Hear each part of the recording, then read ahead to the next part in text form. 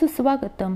जिल्हा शिक्षण व प्रशिक्षण संस्था सांगली निपुण महाराष्ट्र अभियान अंतर्गत इयत्ता 3री विषय भाषा कृतींचा बुधवार अंतर्गत कौशल्य वाचन. सादर करते सौ आशा दादासाहेब नवले, श्रीमती आशा मारुती माळी, MA B.Ed, राज्य मॉडेल स्कूल, जिल्हा परिषद शाळा नंबर 1 दिघंची. अपेक्षित अध्ययन क्षमता. सोपे शब्द व सोपी जोडाक्षरे यांनी बनलेल्या 6 ते 8 वाक्यांचा अपरिचित मजकूर योग्य वेगाने, अचूकपणे व आकलनासह वाचतो. अध्ययनाचे स्तर. स्तर 4. सर्व अक्षरे आणि स्वरचिन्हे यांच्या मदतीने तयार होणारे 3 ते 4 अक्षरी शब्द वाचतो. स्तर 5. मजकुरातील साध्या विरामचिन्हांची दखल घेतो. स्तर 9. परिचित मजकुरातील 3 ते 5 सोप्या शब्दांनी तयार झालेली लहान वाक्ये वाचतो. अध्ययन कृती. स्वरचिन्हांची ओळख.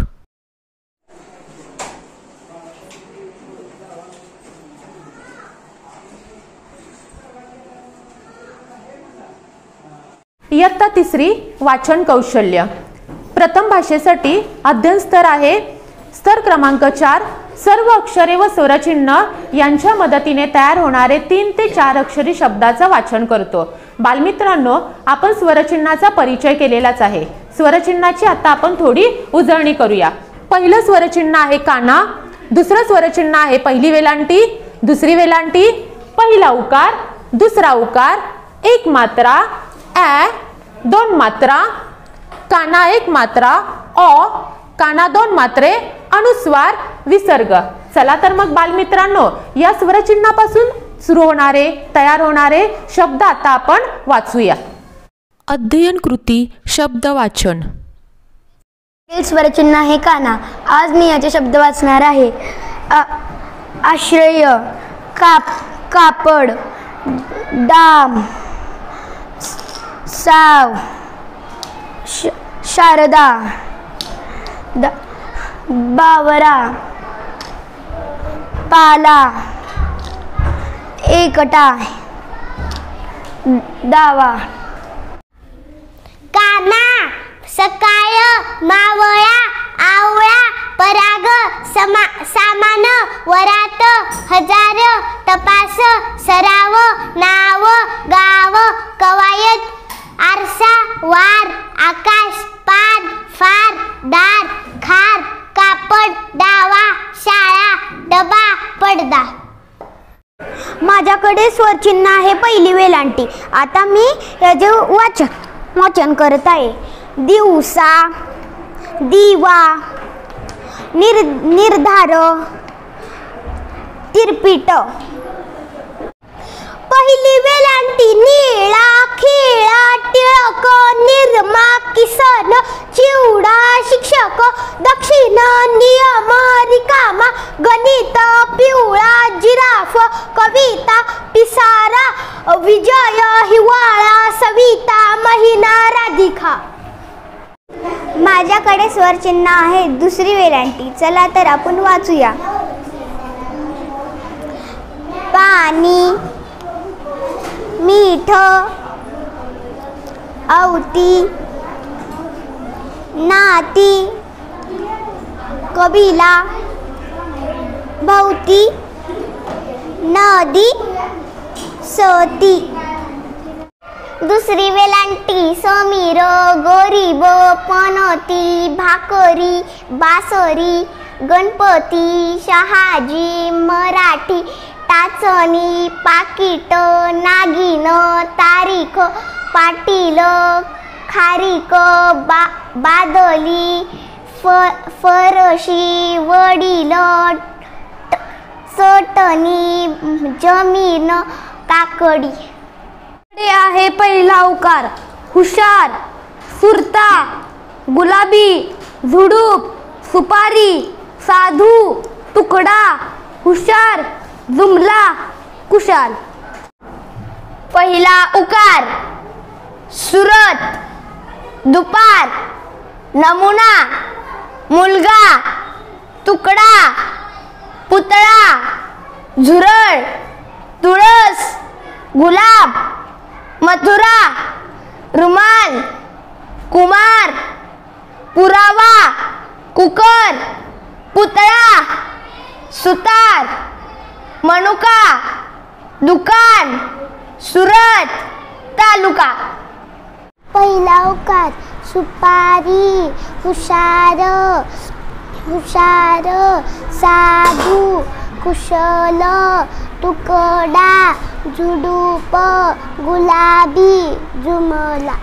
दुसरा उकार खजूर, पूरक, गुगल, मजूर, लसूण, नूतन, पूनम, समूह, कापूस, रामपूर, नागपूर, शहापूर, दूर, लातूर, माणूस, पाऊस, कापूर, गरजू, साजूक, चाहूल. दुसरा उकार जून, फूल, दूट, खुश, थकून, फूट, सूत, मूल, मूल, मूग, पशु, कुळ, घूस, भूमी, दूध. एक मात्रा, पेपर, उजेड, चेहरा, घेवडा, वेदना, लेखक, पटेल, गणेश, मडके, रमेश, कपडे, पडदे, पेशवा, वेताळ, खेकडा, साहेब, बटाटे, धपाटे, मेवाड, कराटे. माझ्याकडे आहे एक मात्रा, ढेकूळ, तेज, मेवा. दोन मात्रा, दैवत, वैरण, कैलास, मैदान, वैराग, पैशात, वैभवी, पैगाम, बैल, वैताग, वैशाख, दैवास, भैरव, सैल, हैदर, तैनात, वैभव, बैठक, दैना, पैसा.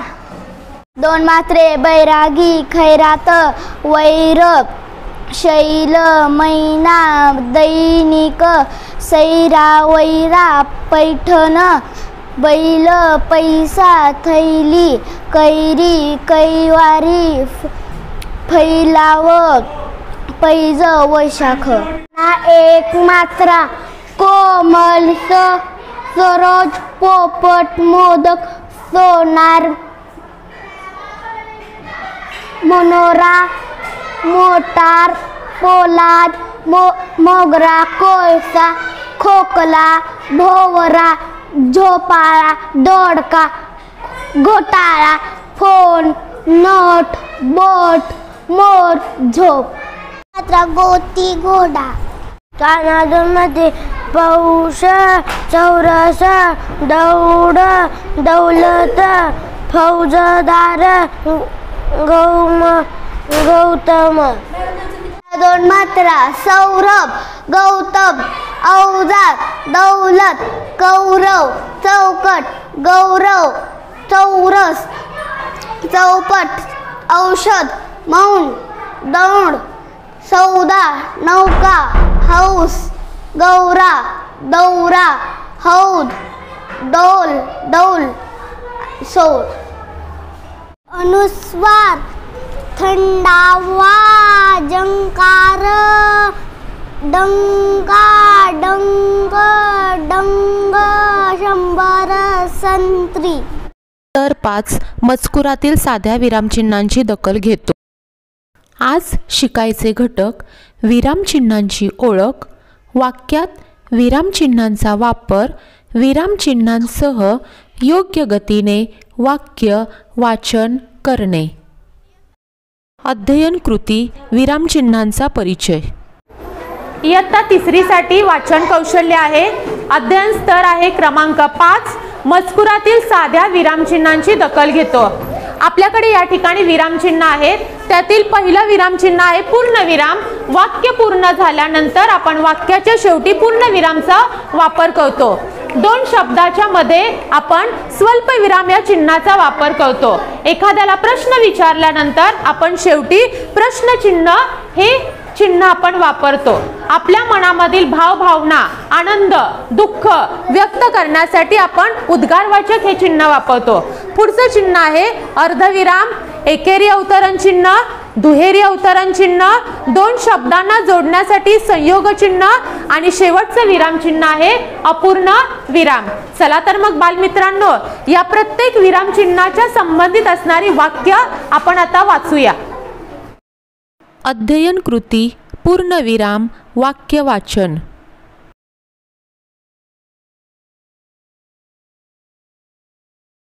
पूर्णविराम वाक्य पूर्ण झाल्यानंतर वाक्याच्या शेवटी पूर्णविराम हे चिन्ह वापरतात. मी पूर्णविरामची वाक्य वाचणार आहे. समीक्षा आंबा खाईल. टेबलवर खडू ठेव. मित्राला चित्र दे. धन्यवाद. पुस्तक आणून दे. दप्तरातून वही काढ. राधा चहा करते. काल आम्ही गाडी घेतली. गणेश सुंदर चित्र काढतो. अमित गाणे गाईल. अमित गाणे गातो. अमित गाणे गात आहे. रामला खडू दे. स्वल्पविराम. पुढील विराम चिन्ह आहे स्वल्पविराम. एकाच जातीचे शब्द लागोपाठ म्हणजेच पाठोपाठ आल्यास स्वल्पविराम हे चिन्ह वापरतात. उदाहरणार्थ आंबा, पेरू, चिक्कू, अननस, डाळिंब. स्वल्पविराम. स्वरा, रिया, रीमा, राजू यांनी गणित बरोबर सोडवले. बागेत जाई, जुई, मोगरा, अबोली, चाफा, गुलाब ही फुले आहेत. गंगा, यमुना, गोदावरी, कावेरी या भारतातील नद्या आहेत. धन्यवाद.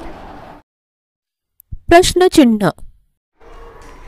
ज्यावेळी एखाद्याला प्रश्न विचारायचा असतो त्यावेळी वाक्याच्या शेवटी प्रश्न विचारताना प्रश्नचिन्ह या विरामचिन्हांचा वापर करतात. प्रश्नचिन्ह. तुला काय आवडते? तुझा आवडता रंग कोणता? तू कुठे चालला आहे? आज वार कोणता? आज शाळा आहे का? आज काय आहे? तू कोठे गेला? तुला कोणते फळ आवडते?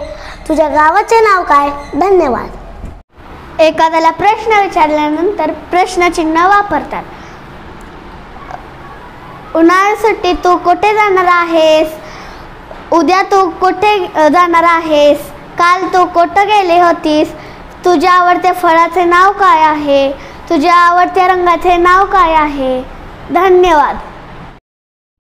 उद्गार चिन्ह.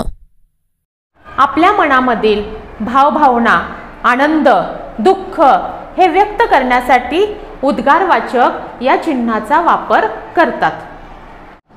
उद्गार चिन्ह. बापरे, केवढा मोठा साप. अरे रे रे, फार वाईट झालं. अबब, केवढी मोठी इमारत. धन्यवाद. अर्धविराम. ज्यावेळी दोन छोटी वाक्य असतात आणि ती दोन छोटी वाक्य जोडण्यासाठी अर्धविराम या चिन्हाचा वापर केला जातो. अर्धविराम. मी शाळेला आले नाही कारण मी गावाला गेले होते. राम खूप खोडकर आहे पण तरीही तो हुशार आहे. गड आला पण सिंह गेला. धन्यवाद. एकेरी अवतरण चिन्ह. पुढील अवतरण चिन्ह आहे एकेरी अवतरण चिन्ह. एखाद्या शब्दावरती जोर देताना किंवा महत्त्वाचा शब्द लिहिताना आपण या एकेरी अवतरण चिन्हाचा वापर करतो.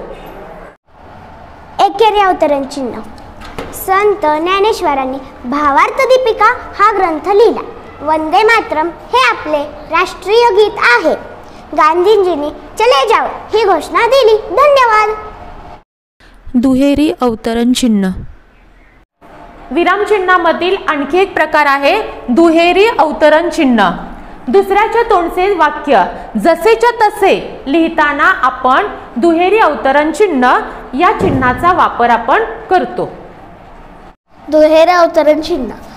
मीना म्हणाली, मी सहलीला येणार नाही. राजू म्हणाला, मी आज गावाला जाणार आहे. गुरुजी म्हणाले, मुलांनो भरभर चला. राधा म्हणाली, आपण उद्या फिरायला जाऊ. धन्यवाद. संयोग चिन्ह.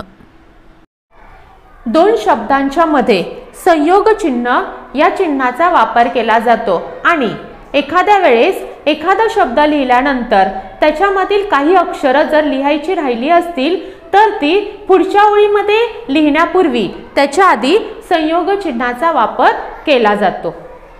संयोग चिन्ह. शिवरायांचा जन्म शिवनेरी किल्ल्यावर झाला. गडावर चढताना उतरताना काळजी घ्यावी. आई वडिलांचा मान राखावा. धन्यवाद. अपूर्ण विराम. विराम चिन्हामधील अजून एक प्रकार आहे अपूर्ण विराम. वाक्याच्या शेवटी जर तपशील द्यायचा असेल किंवा एखादी माहिती जर द्यायची असेल तर त्या ठिकाणी आपण अपूर्ण विराम या चिन्हाचा उपयोग करतो. अपूर्ण विराम. पुढील क्रमांकांचे विद्यार्थी उत्तीर्ण झाले. अपूर्ण विराम 15, 17, 20. पुढील पर्याय क्रमांक चौकटीत लिहा. अपूर्ण विराम 1, 2, 3, 4. धन्यवाद. अध्ययन कृती. विरामचिन्हांचा वापर करून परिच्छेद वाचन. आपण या विरामचिन्हाचा अभ्यास केलेला होता. पूर्णविराम, प्रश्नचिन्ह, स्वल्पविराम, उद्गारवाचक चिन्ह, एकेरी अवतरण चिन्ह, दुहेरी अवतरण चिन्ह, संयोग चिन्ह, अर्धविराम, अपूर्ण विराम. या सगळ्यांचा वापर करून मी एक छोटासा परिच्छेद वाचणार आहे.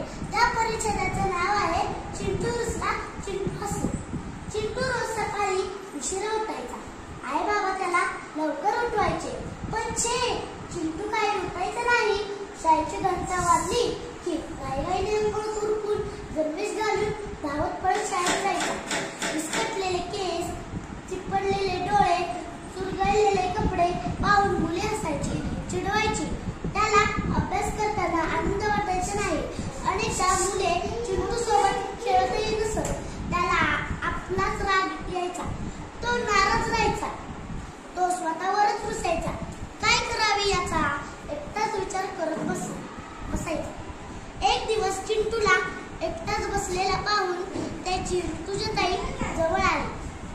चिंटूला म्हणाले, चिंटू काय झालं रे? चिंटू म्हणाला, बघ ना, माझ्याशी कोणी बोलत नाही, खेळत नाही. मला खूप वाईट वाटते. अरे एवढंच ना? हे बघ चिंटू, मी तुला काय करायचे ते सांगते. करशील ना तू? ऐकशील ना माझे? ऋतुजा म्हणाली. चिंटू म्हणाला, हो ऐकेन ना मी सगळे सांग ना.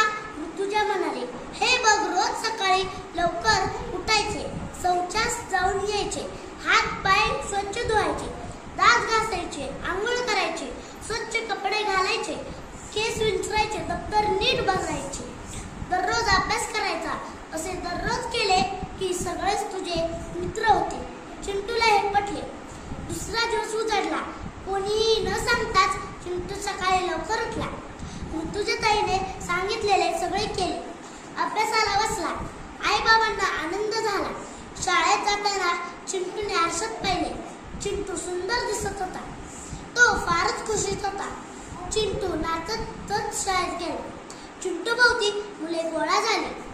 स्वच्छ आणि आनंदी दिसणारा चिंटू सगळ्यांचाच मित्र झाला. शिक्षकांनी चिंटूचे कौतुक केले. चिंटू आनंदाने हसू लागला. धन्यवाद. नमस्कार, मी तुम्हाला आज विरामचिन्हाचा परिच्छेद वाचून दाखवणार आहे. मुलांची जेवणे झाली, प्रार्थना झाली आणि ती सर्व झोपी गेली. माझ्या पोटात मात्र कावळे ओरडत होते. मग मला झोप कशी येणार? मी तसाच पडून राहिलो. अण्णांनी हे ओळखले. त्यांनी एका मुलाला आज्ञा केली, जा रे, स्वयंपाक घरात काही शिल्लक असेल ते घेऊन ये बघू. मुलगा धावतच स्वयंपाकघरात गेला. पिठले, भाकरी, कांदा, तेल एका ताटात घेऊन आला. धन्यवाद. नमस्कार, मी आज विरामचिन्हाचा परिच्छेद वाचणार आहे. वर्षा, कुठं आहेस ग तू? दादाचा आवाज आला. इथेच. वर्षा म्हणाली. इथेच कुठे? दिसत तर नाहीस. दादा तिला शोधू लागला. अरे इकडे वर बघ, मी झाडावर बसले. वर्षा दादाला बोलवू लागली. धन्यवाद. नमस्कार, मी एक विरामचिन्हांचा एक उतारा वाचत आहे. आवडले का तुला हे पुस्तक? हो, जेवल्यानंतर मी सर्व गोष्टी वाचून टाकणार आहे. रवी म्हणाला. वडील म्हणाले, रामायण कुणी लिहिले आहे का तुला ठाऊक? रामायणचा लेखक हा एक अडाणी कोळी होता. पुढे तो एक मोठा ऋषी झाला. कोळी होता? रवीने मध्येच विचारले. हो, वडील पुढे सांगू लागले. फार वर्षापूर्वीची गोष्ट. धन्यवाद. अध्ययन स्तर क्रमांक 9 परिचित मजकुरातील 3 ते 5 सोप्या शब्दांनी तयार झालेली लहान वाक्ये वाचतो.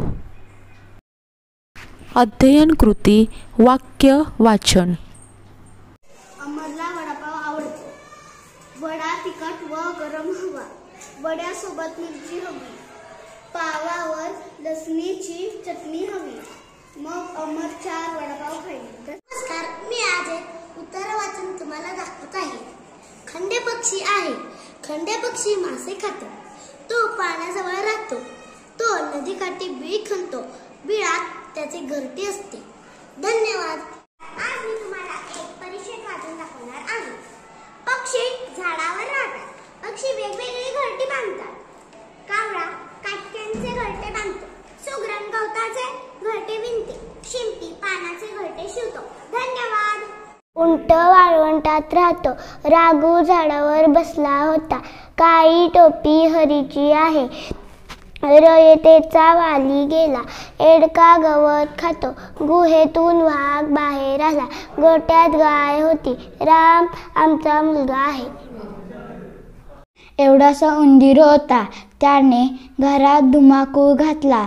आईच्या साडीवर त्याने नक्षी काढली. वाला आला. त्याने लाल निळे फुगे आणले. मुलांनी फुगे घेतले. मुलांच्या हातातून फुगे सुटले. मुले फुग्यांच्या मागे सैरावैरा धावत सुटली. निपुण महाराष्ट्र अभियानात सर्व स्तरांनी जर सक्रिय सहभाग घेतला तर आपले नवीन राष्ट्रीय शैक्षणिक धोरण 2020 मधील पायाभूत साक्षरता व संख्याज्ञान कौशल्य यामधील अध्ययन स्तराची पातळी आपले सर्वच विद्यार्थी यशस्वीरित्या गाठू शकतील. याशिवाय आपल्या प्रत्येक शाळेला उपलब्ध असणारी भाषापेटी, त्यामधील अप्रतिम असणारे शैक्षणिक साहित्य जर यशस्वीरित्या आपण त्याचा वापर केला तर आपले सर्वच विद्यार्थी अध्ययन स्तरापर्यंत निश्चितच पातळीपर्यंत गाठू शकतील. निपुण महाराष्ट्र अभियान जिल्हा शिक्षण व प्रशिक्षण संस्था सांगली आयोजित भाषा कृतीचा बुधवार यामध्ये मला सहभागी होण्याची संधी उपलब्ध करून दिल्याबद्दल मी सर्वांचे मनपूर्वक आभारी आहे. धन्यवाद.